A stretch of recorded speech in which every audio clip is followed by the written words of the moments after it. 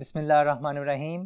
अस्सलाम वालेकुम students, I am your statistics teacher Sultan Mahmood. Students, आज जो है हम डाटा के न्यूमेरिकल एनालिसिस के बाद डाटा के डायग्रामेटिकल एनालिसिस की तरफ आएंगे कि समटाइम्स हमें न्यूमेरिकल की बजाय अगर डायग्राम्स अवेलेबल हों या डायग्राम्स के ज़रिए हम डाटा को कैसे प्रोड्यूस कर सकते हैं और कैसे एक अच्छी प्रेजेंटेशन दे सकते हैं। चलें आज हम आज का लेक्चर स्टार्ट करते हैं कि डायग्रामेटिकली डाटा को कैसे रिप्रेजेंट किया जा सकता है।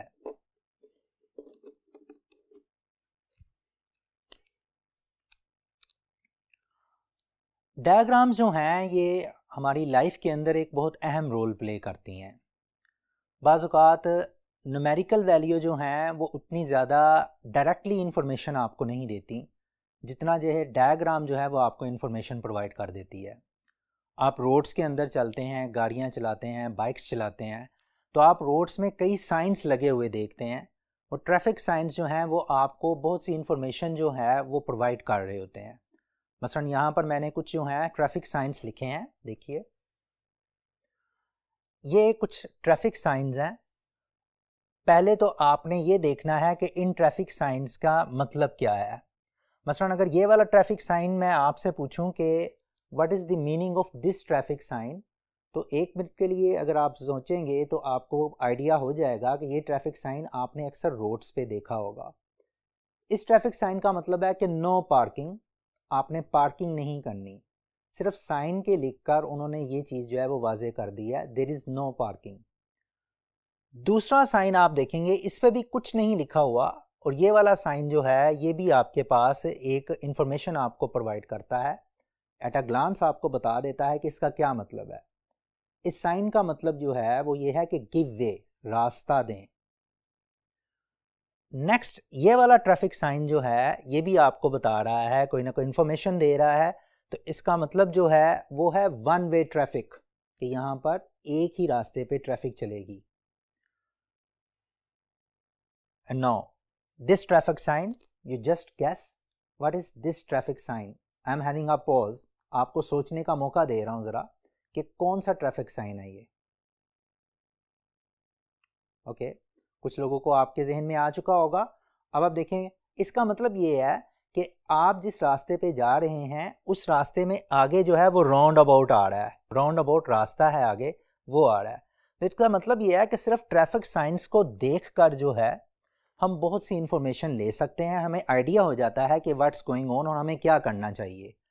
सिमिलर फैशन में अगर आपके पास डाटा अवेलेबल हो तो आप उस डाटा को ग्राफिकल फॉर्म में या डायग्रामेटिकल फॉर्म में जब आप पेश कर देते हैं, प्रेजेंट कर देते हैं, तो उससे क्या होता है, एक तो आपकी प्रेजेंटेशन जो है वो बहुत इफेक्टिव हो जाती है, आपकी प्रेजेंटेशन के अंदर खूबसूरती आ जाती है। सिर्फ न्यूमेरिकल नंबर्स को देखकर जो है समटाइम्स नंबर्स जो हैं वो बोरिंग इफेक्ट देते हैं, जबकि डायग्राम जो है वो एक रेलिशिंग इफेक्ट आपको देता है, आपको बता देती है डायग्राम के आपके पास क्या क्या अवेलेबल है, क्या इंफॉर्मेशन अवेलेबल है। For the sake of example देखिए ज़रा, ये मैंने एक डायग्राम आपके सामने रखी है। ये डायग्राम जो है ये एडमिशन्स की है, स्टूडेंट्स की जो कॉलेज में एडमिशन लिए हैं उन्होंने।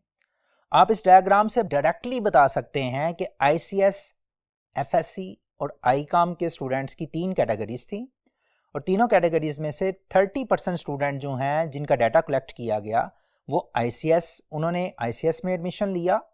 45% स्टूडेंट्स का एडमिशन जो है वो FSC में हुआ और इसी तरह से 25% स्टूडेंट्स का एडमिशन जो है वो ICOM में हुआ। So without going through the details आपने सिर्फ डायग्राम को देखकर ही अपना सारा आइडिया जो है इस डायग्राम से डेवलप कर लिया, यानी कि आपने सिर्फ डायग्राम देखी और आपको पता चल गया कि व्हाट्स गोइंग ऑन, कि एडमिशन जो है वो किस रेट के मुताबिक चलने हैं। नाउ इस डायग्राम को आप देखें, यहाँ पर आपके पास जो है किसी कंपनी के अंदर मेल्स और फीमेल्स एम्प्लॉयज हैं। सपोज यहाँ पर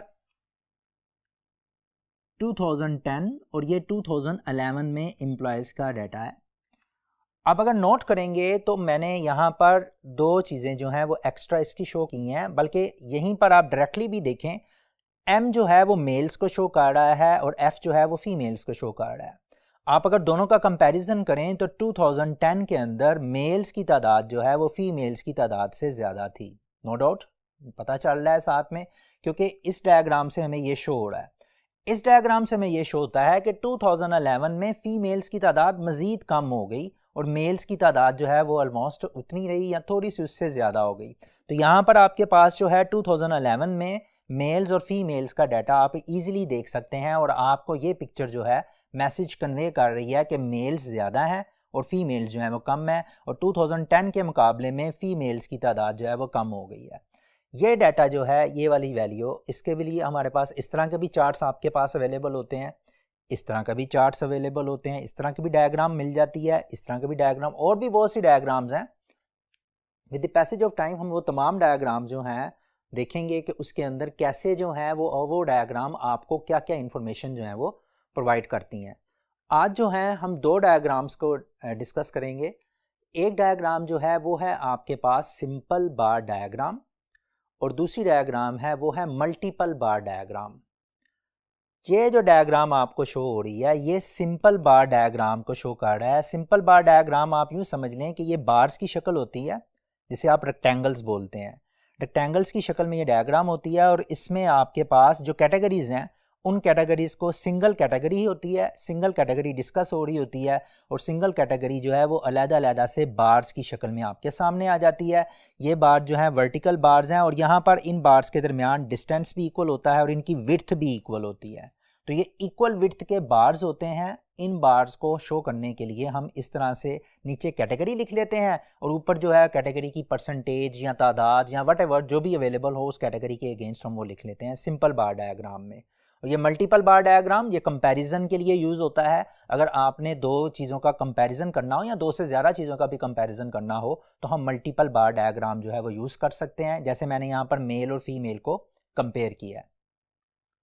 तो स्टूडेंट्स ये तो है सिंपल बार डायग्राम और मल्टीपल बार डायग्राम का वैसे जो मैंने आपको बताया। अब हम इसको बनाकर देखते हैं कि अगर आपके पास डाटा मौजूद हो तो आप सिंपल बार डायग्राम कैसे बनाएंगे और मल्टीपल बार डायग्राम कैसे बनाएंगे। तो यहाँ पर हम चलते हैं सिंपल बार डायग्राम की तरफ। स्टूडेंट सिंपल बार डायग्राम में आप अगर डाटा पर नोट करें तो मैंने एक डाटा लिया है आपके इंटरेस्ट के लिए। सिंपल बार डायग्राम अगर आपने बनानी है, मेरे पास जो है यहाँ पर एक मैंने हेडिंग दी है स्पोर्ट्स और एक है नंबर ऑफ स्टूडेंट्स, यानी कि ये नंबर ऑफ स्टूडेंट्स की लाइकिंग है कि स्टूडेंट्स कौन कौन सी स्पोर्ट्स को लाइक करते हैं। कौन कौन, मसलन क्रिकेट को 50 स्टूडेंट्स लाइक करते हैं, टोटल 100 स्टूडेंट्स का डाटा है। क्रिकेट को 100 में से 50 स्टूडेंट जो हैं वो क्रिकेट को लाइक करते हैं, फुटबॉल को 20 स्टूडेंट्स लाइक करते हैं, बैडमिंटन को 10 स्टूडेंट लाइक करते हैं और टेबल टेनिस को 20 स्टूडेंट्स जो है वो लाइक करते हैं। अब ये वाले डाटा जो है ये तो आपका न्यूमेरिकल फॉर्मेट में है। अगर इसी न्यूमेरिकल फॉर्मेट को हम डायग्रामेटिकल फॉर्मेट में लाना चाहें तो चूंकि सिंगल वेरिएबल है और सिंगल वेरिएबल के अगेंस्ट आपको फ्रीक्वेंसीज दी हुई हैं या कुछ और भी दिया जा सकता है। फर्स्ट कर लें क्रिकेट, फुटबॉल, बैडमिंटन और टेबल टेनिस के मुकाबले में इनकी सैलरीज दे दी जाती हैं कि क्रिकेट के अंदर एवरेज सैलरी कितनी होती है, फुटबॉल में एवरेज सैलरी कितनी होती है, बैडमिंटन की एवरेज सैलरी कितनी होती है, जो टेबल टेनिस प्लेयर्स हैं उनकी एवरेज सैलरी कितनी होती है। तो वो एवरेज सैलरी के अगेंस्ट भी वो डायग्राम बन सकती थी, लेकिन हमारे पास चूंकि ये फ्रीक्वेंसीज अवेलेबल हैं तो यहाँ पर हमने दो एक्सिस जो हैं डायग्राम बनाने के लिए दो एक्सिस का होना ज़रूरी है। एक आपके पास ये वाई एक्सिस है और ये आपका जो है वो एक्स एक्सिस है। मैंने जो पहले से प्लॉट करके दिया हुआ है क्योंकि आपके पास जो है देखें 50, 20, 10 और 20, आपके पास जो मैक्सिमम वैल्यू जो है वो 50 है और मिनिमम वैल्यू जो है वो 10 है। मैंने इसके मुताबिक जो है अपनी स्केल बनाई है कि आप 10 के इक्वल इंटरवल्स के साथ आप यहाँ पर बना सकते हैं। 10, 20, 30, 40, 50, 60 आगे भी चल सकता है, लेकिन चूंकि हमारा मैक्सिमम 50 तक है तो आप 50 तक या उससे आगे जो है वो यहाँ पर रोक सकते हैं। इसके बाद इसका नाम जो है ये आपके पास जो है वो वाई एक्सिस है। आप यहाँ से एक सिंपल बार डायग्राम बनाने के लिए यहाँ पर आप 50 तक जो है वो यहाँ तक लगा सकते हैं।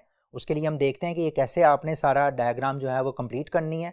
50 तक आप जो है वो एक पूरा जो है रेक्टेंगल बना लें ताकि आपका वो पहला बार जो है वो कंप्लीट हो जाए। कैसे आपके पास है, फर्ज करें ये 50 है, यहाँ पर ये 50 के अगेंस्ट एक मुनासिब डिस्टेंस लेकर यहाँ पर एक लाइन पहले ड्रा कर लें एक्स एक्सिस तक, ये एक लाइन ड्रा कर लें। और इसी तरह से दूसरा एक इस बार को कंप्लीट करने के लिए पहले इस बार की विड्थ डिसाइड कर लें। ये मैंने विड्थ डिसाइड कर ली और इसके बाद जो है वो मैंने यहाँ पर इसके अगेंस्ट इसको भी बिल्कुल वर्टिकली जो है वो आप डिसाइड कर लें, ये वर्टिकली।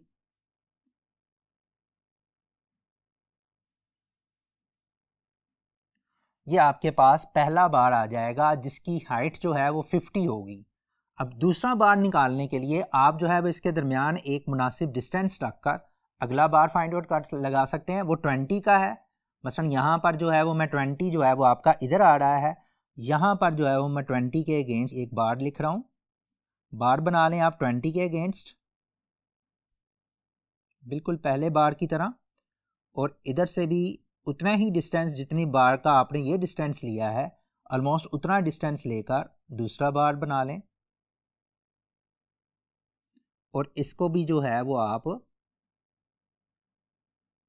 एक कंप्लीट बार की शक्ल में शो कर दें। अब तीसरा जो है वो आपके पास 10 है, 10 को भी इसी तरह से आप लिख सकते हैं। अब 10 जो है वो यहाँ पर आ रहा है इस तरह से,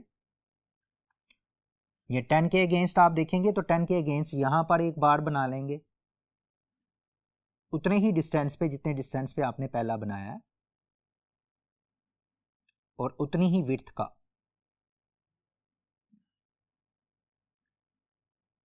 ये उतनी ही विड्थ का आपके पास आ गया। फिर फाइनली जो है लास्ट में आपने फिर ये टेबल टेनिस के लिए भी एक बार बना लें, यहाँ पर भी उतनी ही विड्थ हो, यहाँ पर इसके अगेंस्ट 50 के अगेंस्ट ये आ रहा है, 20 के अगेंस्ट, सॉरी 20 के अगेंस्ट है, तो 20 के अगेंस्ट जो है ये एक बार बना लें और इसी को आप जो है वो आगे उतनी ही विड्थ वो आप बार बना लें। अगर फर्ज करें यहाँ पर आपके पास जो है ये क्रिकेट है, ये फुटबॉल है, यहाँ पर ये बैडमिंटन है और यहाँ पर आपके पास जो है ये टेबल टेनिस है। इसके लिए मैं C stands for cricket, F stands for football, फिर इसी तरह से B stands for badminton and T stands for table tennis. अगर आपको ये बता दिया जाए कि सी, एफ, टी और बी जो है वो क्या चीज़ें शो कर रहे हैं, तो सिंपली इस बार को देखकर आप ये डिसाइड कर सकते हैं कि सबसे ज़्यादा स्टूडेंट्स जो हैं वो क्रिकेट खेल रहे हैं, सबसे कम स्टूडेंट जो हैं वो बैडमिंटन खेल रहे हैं, और जो फुटबॉल जो है फुटबॉल और जो टेबल टेनिस है उसमें स्टूडेंट्स की तादाद जो है वो ऑलमोस्ट सेम है।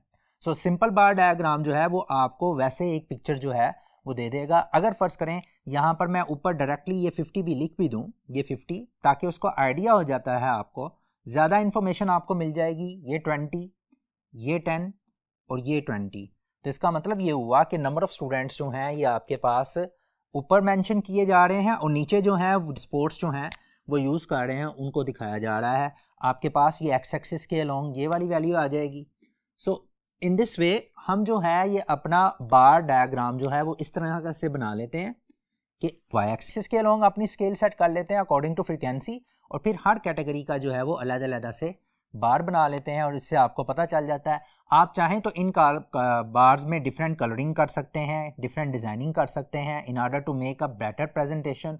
तो इस तरह से आपके पास सिंपल बार डायग्राम ये बन जाता है।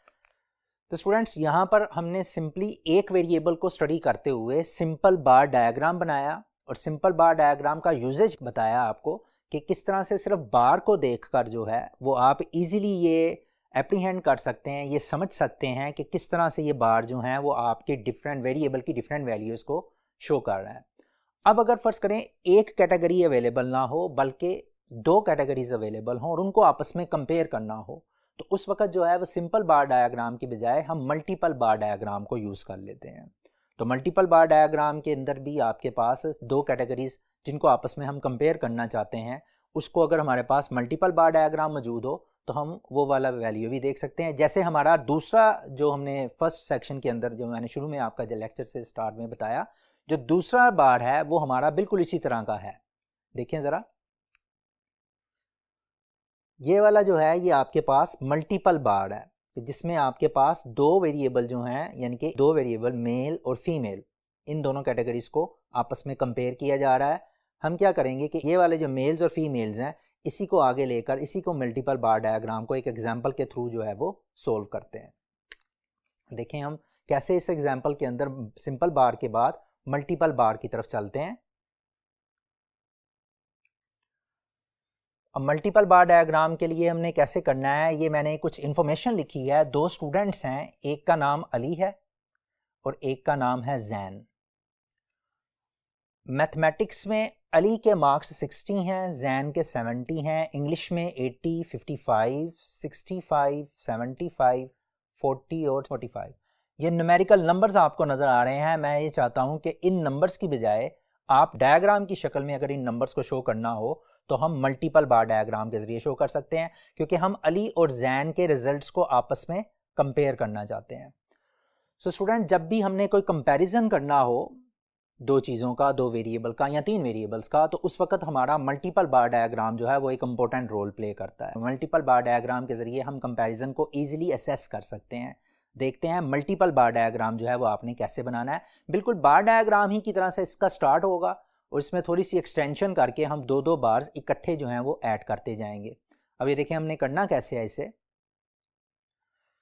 आपके पास ये मैथ्स के मार्क्स हैं अली के और जैन के। इन दोनों के मार्क्स जो हैं वो आप इसको इस तरह से लिख सकते हैं। फ़र्ज़ करें पहला अली है आपके पास, अली के मार्क्स जो हैं वो 60 हैं और जैन के मार्क्स 70 हैं। मैं यहाँ पर अली के मार्क्स जो हैं उसके 60 के लिए एक बार ड्रा कर रहा हूँ। फ़र्ज़ कर लें कि ये वाला बार जो है ये 60 है और 60 के मैंने ये एक बार जो है वो अली के लिए ड्रा कर ली है।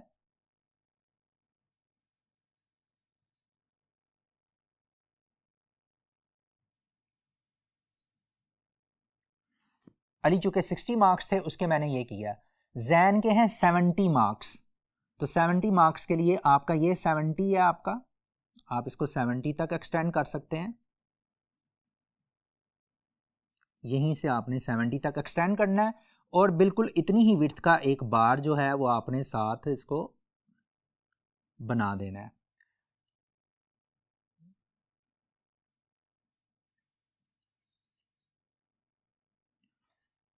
ये आपके पास आ जाएगा कि आपके पास ये अली और ये जैन, ये हमारे मैथ्स के मार्क्स जो हैं ये आपस में कंपेयर हो जाएंगे। फिर इसके बाद हम आते हैं इंग्लिश के मार्क्स की तरफ। तो इंग्लिश में अली के 80 मार्क्स हैं, Ali is performing well in English. Ali के 80 मार्क्स हैं, तो यहाँ पर आप एक 80 मार्क्स के अगेंस्ट एक बार बना लें।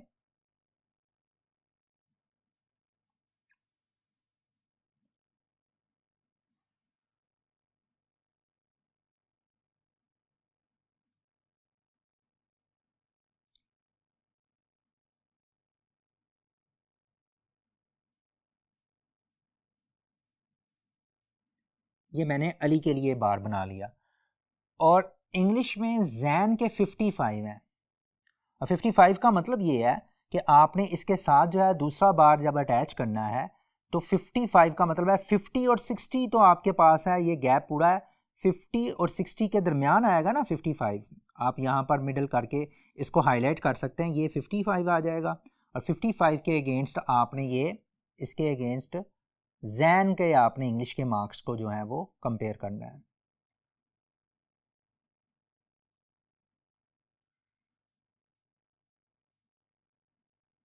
ये जैन का आ गया। अब ये सेकंड आ गया आपके पास। फिर नेक्स्ट जो है वो आपने उर्दू के मार्क्स जो हैं 65 और 75 इनको आपस में कंपेयर करना है। तो 65 और 75 जो है ये 60 है, ये ऑब्वियसली इसके दरमियान ये 65 होगा, 60 और 70 के दरमियान।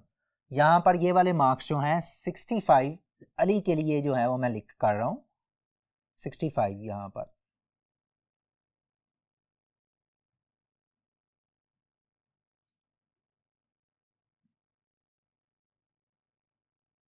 ले जी,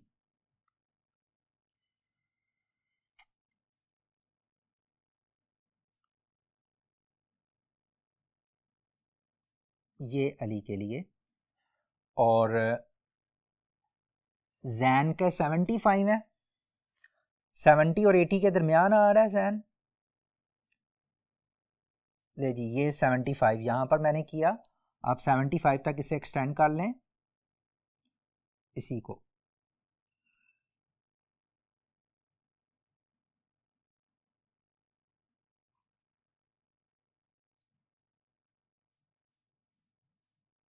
ये 75 के लिए आ जाएगा।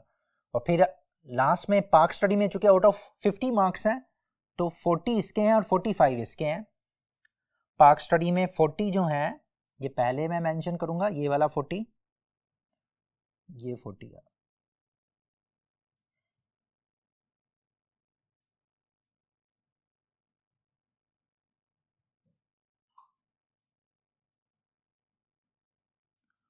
और 45 जो हैं ये जैन के हैं। तो 45 का मतलब है 40 और 50 के दरमियान आएगा ना 40। तो आप 40 और 50 के दरमियान 40 रखकर 45 रखकर यहां पर इस यहां तक आपने इसको एक्सटेंड करना है। ये 45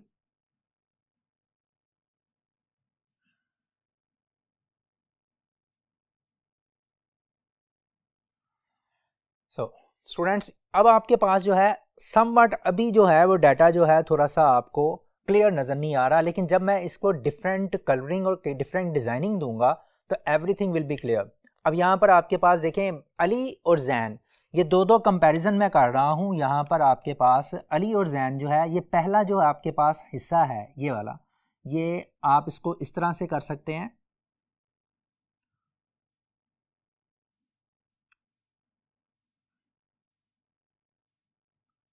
ऑब्लिक लाइंस लगाकर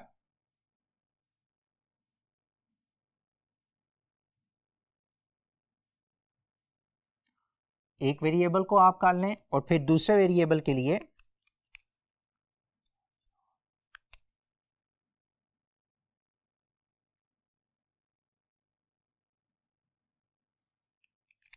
दूसरा वेरिएबल जो है वो यहाँ पर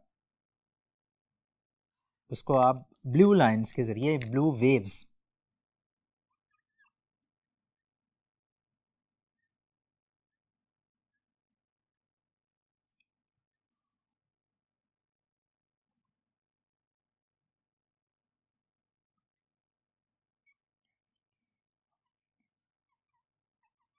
ये मैंने दूसरा वेरिएबल जो है वो इंट्रोड्यूस करवा दिया। इसी तरह से इसके लिए आपके पास अली के जो मार्क्स हैं वो जो डिज़ाइन आपने यहाँ पर सिलेक्ट किया वही डिज़ाइन आप यहाँ पर सिलेक्ट कर सकते हैं। तो करना भी वही है ताकि ये आपस में कंफ्यूजन ना हो जाए कि कौन सी जो है डिज़ाइनिंग किस बच्चे के मार्क्स को शो कर रही है।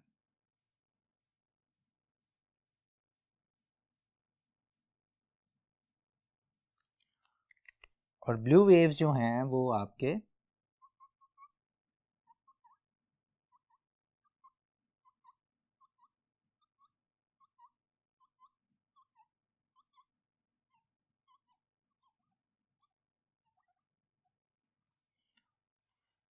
सिमिलर फैशन में आप नेक्स्ट डिज़ाइनिंग कर सकते हैं।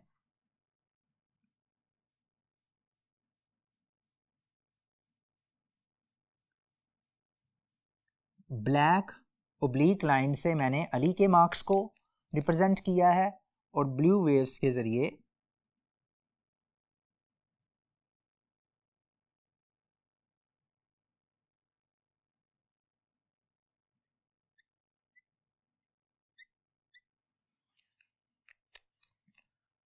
जैन को रिप्रेजेंट कर रहा हूँ। ये अली और ये जो है जैन।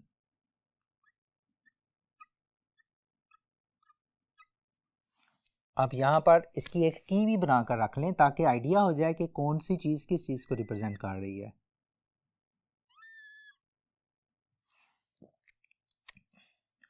तो स्टूडेंट्स ये चीज़ जो है आपकी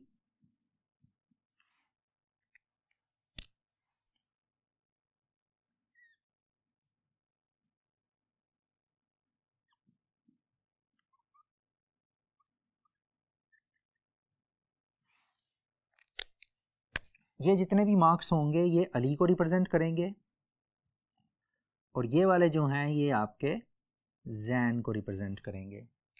अब आपके पास देखें डिफरेंट सब्जेक्ट्स जो चल रहे हैं, मैथ्स का सब्जेक्ट है तो नीचे ये मैथ्स लिख रहा हूँ,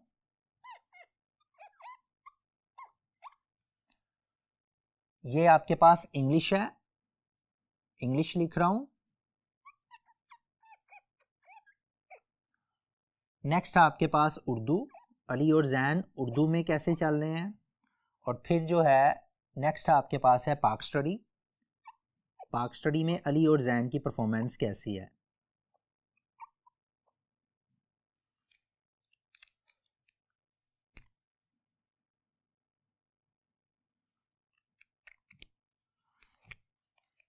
स्टूडेंट्स, आपके पास ये डाटा जब प्रिपेयर हो जाता है, चार्ट प्रिपेयर हो गया, आपको ये पता चल गया कि ये वाली जो लाइनें हैं, ब्लैक जो है वो अली को रिप्रेजेंट कर रहा है और ये जैन इसको रिप्रेजेंट कर रहा है। ये मैथमेटिक्स की परफॉर्मेंस है, ये इंग्लिश की परफॉर्मेंस है, ये उर्दू की परफॉर्मेंस है और ये पाक स्टडी की परफॉर्मेंस है। तो आप इजीली ये इन तमाम परफॉर्मेंसेस को आपस में कंपेयर कर रहे हैं। अगर हम एक दो क्वेश्चन इसके अगेंस्ट पुट अप करना चाहें तो हम ये देखते हैं कि हम इंग्लिश की परफॉर्मेंस में अगर आप देखें तो इंग्लिश की परफॉर्मेंस में अली जो है ही इज़ परफॉर्मिंग बेटर। लेकिन अगर आप इसके मुकाबले में ये वाली परफॉर्मेंस देखें, पाक स्टडी की परफॉर्मेंस, तो पाक स्टडी की परफॉर्मेंस में भी आपका जैन जो है वो परफॉर्म कर रहा है, बेटर कर रहा है। और इसकी उर्दू की परफॉर्मेंस में भी जैन जो है वो बेटर है, क्योंकि ये वाला ग्राफ ऊपर है, इसमें भी यहाँ पर ये ग्राफ ऊपर है।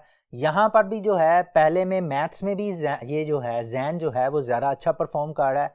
अली जो है वो सिर्फ इंग्लिश में जो है वो ज़्यादा अच्छा परफॉर्म कर रहा है आपको।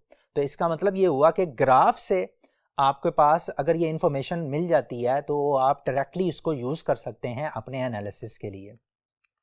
तो स्टूडेंट, आज हमने दो बार डायग्राम्स की हैं, एक है सिंपल बार डायग्राम और एक है मल्टीपल बार डायग्राम।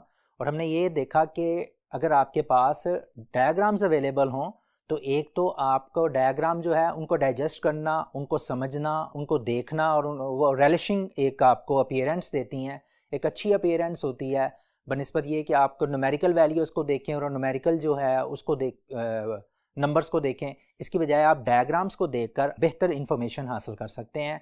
तो नेक्स्ट टाइम जो है हम अगली डायग्राम जो है उनको स्टार्ट करेंगे। तब तक के लिए अपना ख्याल रखिएगा। अल्लाह हाफिज़, गुड बाय।